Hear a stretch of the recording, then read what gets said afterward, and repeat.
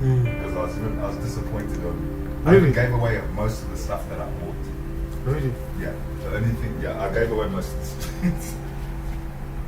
I think I probably also spent about like 1,500, and I was like, Yeah, but You I react want from the this gut with instead of something from the big. head.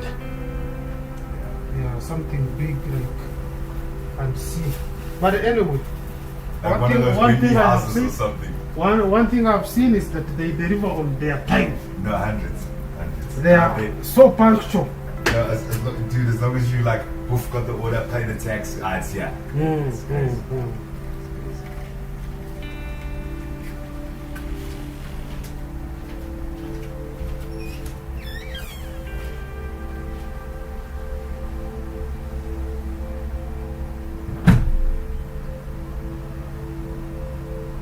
We form snap judgments based on incomplete headlines and then dig in our heels. Critical thinking, on the other hand, often requires patience. It requires saying, I don't have enough information to form an opinion yet. But in today's world, that kind of thoughtful hesitation is often seen as weakness. Eighth on our list is the comfort of conformity. It's just easier to go along with the group.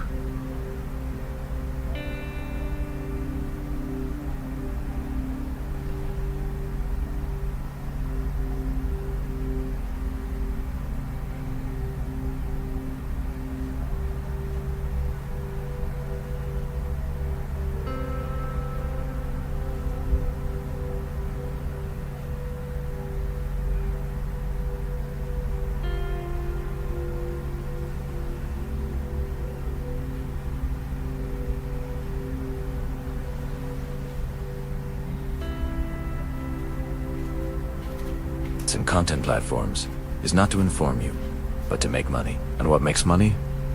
Clicks, views, and engagement.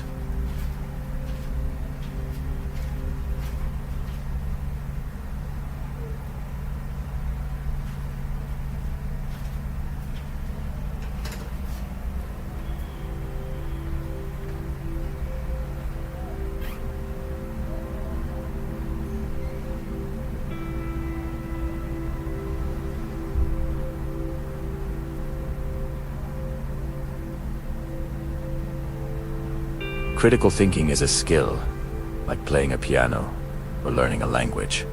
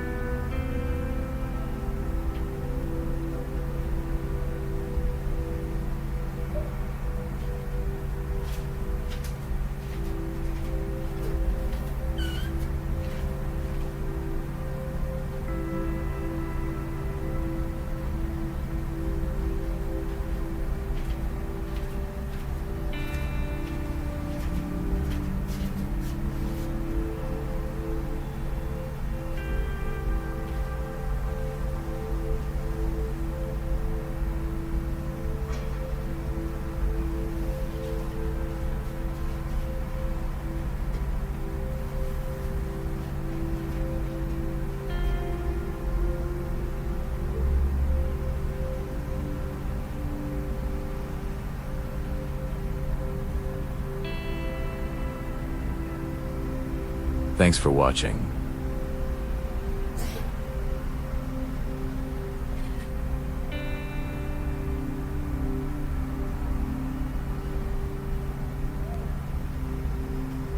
Welcome to the 21st century marketplace, but there's a catch. We are the product, and our attention, our most precious, finite resource, is the currency being relentlessly bought and sold. This is the attention economy. Its business model is deceptively simple. Gather as much human attention as possible in one place, and then sell access to that attention to the highest bidder. The problem is, Our minds aren't naturally built to give away attention for free.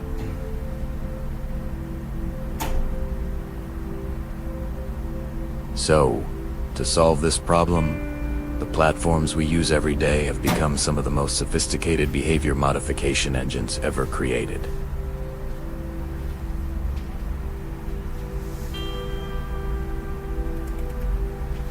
Think about it. That pull to refresh feature on your favorite app. It's not just a convenient design.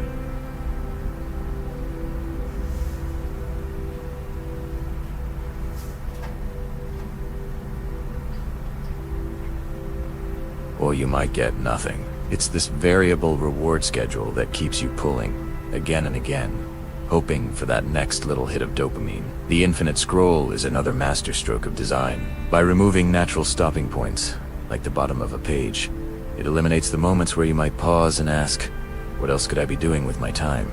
But it gets deeper. The algorithms that power these platforms are learning machines. And what have they learned about us? They've learned that outrage, fear, and a sense of tribal belonging keep us glued to our screens far more effectively than a calm, nuanced discussion. It makes perfect sense when you think about it. Critical thinking is slow. It's metabolically expensive. It requires deep focus and sustained mental effort. A viral meme, an angry political rant, that's cognitively cheap. It's the junk food of information. It gives you a quick, easy hit of validation or indignation, making you feel smart or righteous without any of the hard work. The algorithm, whose only goal is to maximize your engagement, will inevitably feed you a diet of this cognitive junk food.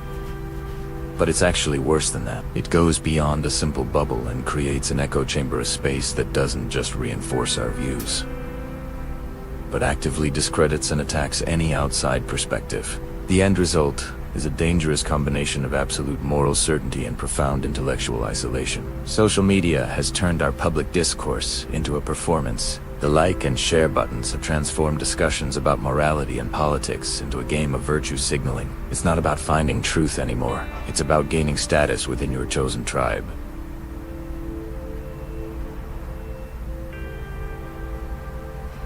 A thoughtful, balanced take is just too long for a tweet and doesn't generate the same fiery engagement as a declarative war cry.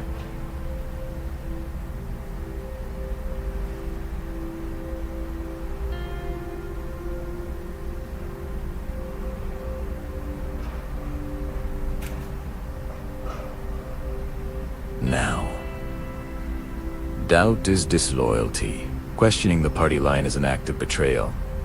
The entire incentive structure is flipped on its head.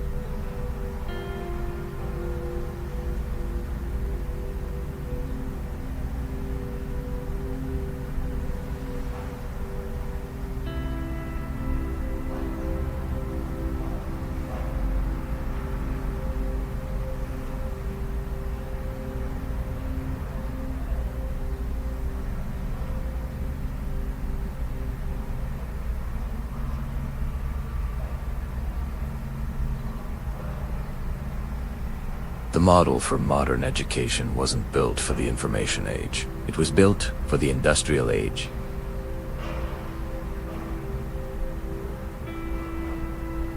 People who were punctual, obedient, and capable of following instructions to the letter. The model wasn't the library, it was the factory.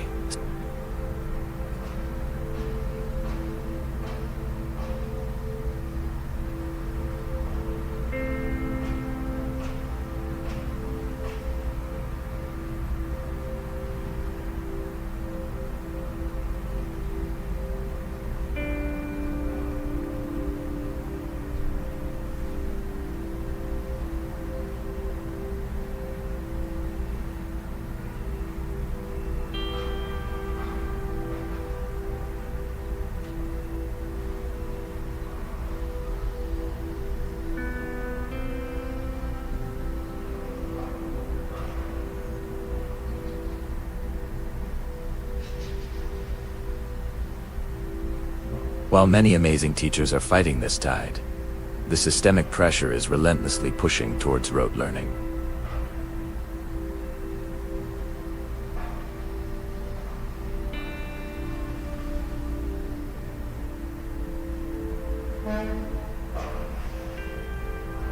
We're so focused on teaching subjects that we've forgotten that our real job is to teach minds. Alongside our schools, another pillar of a thinking society has crumbled: the press.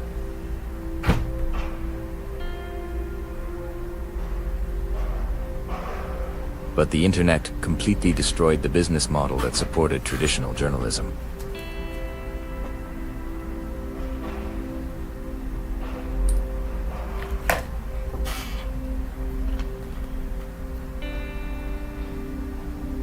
Outrage is cheap to produce and generates massive traffic. Nuance, context, and careful investigation are expensive and, frankly, don't perform as well. At the same time, the very idea of an editorial gatekeeper has been demolished.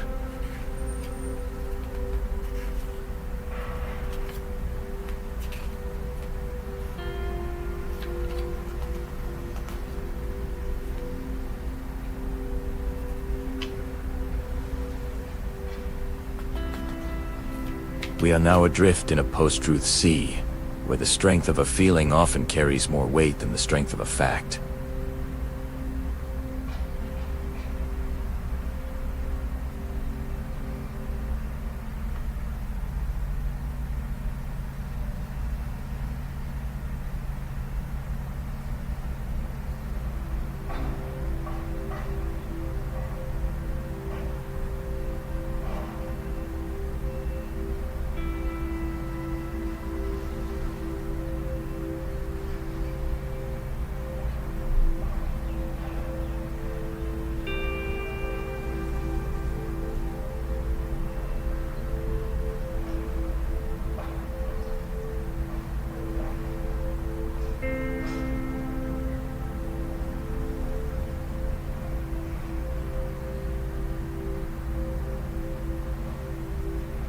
Have you ever felt like you're just going with the flow? Accepting information without really questioning it? It's a strange feeling, right? Like you're on autopilot. Well, you're not alone. It seems like a lot of us are struggling to think critically these days, and I've spent a lot of time digging into why that is.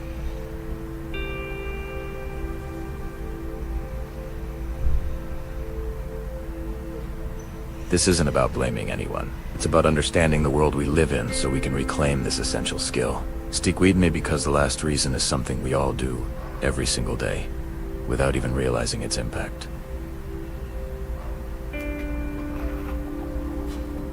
Every single day, we're hit with a tsunami of news, social media posts, emails, and notifications. Our brains, in an attempt to cope, start taking shortcuts. Instead of deeply analyzing each piece of information, we skim headlines, glance at summaries, and accept things at face value.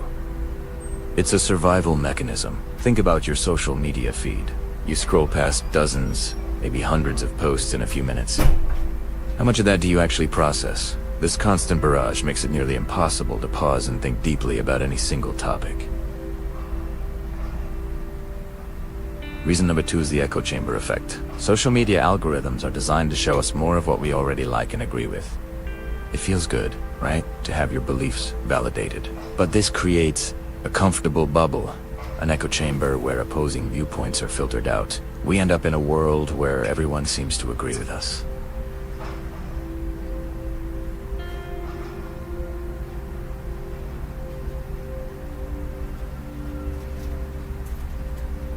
It's like trying to become a world-class chef by only ever eating one type of food.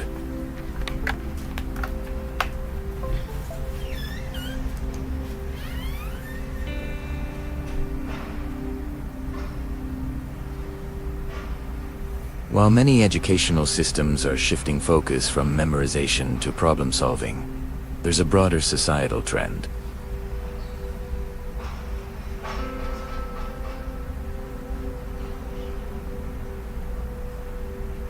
How often do we engage in respectful debates where the goal is to understand, not to win? We've replaced nuanced discussion with 280.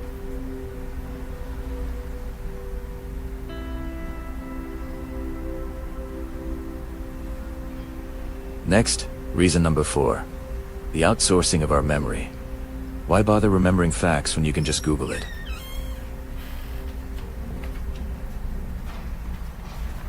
We used to have to connect dots, remember details, and we get the what without ever grappling with the how or the why.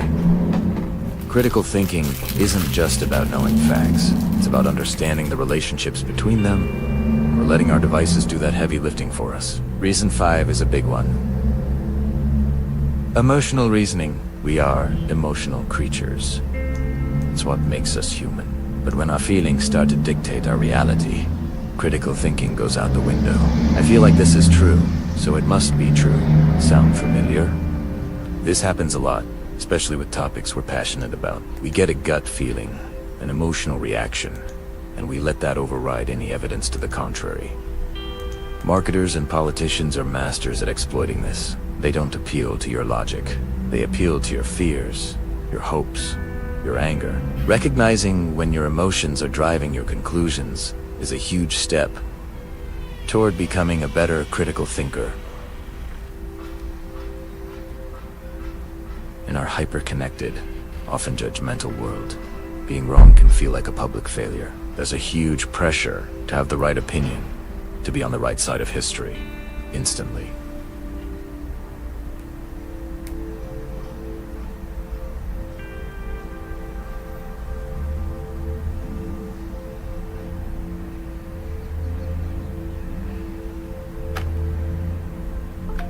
True intelligence isn't about always being right. It's about the willingness to learn and adapt. We need to create a culture where it's okay to say, I'm not sure.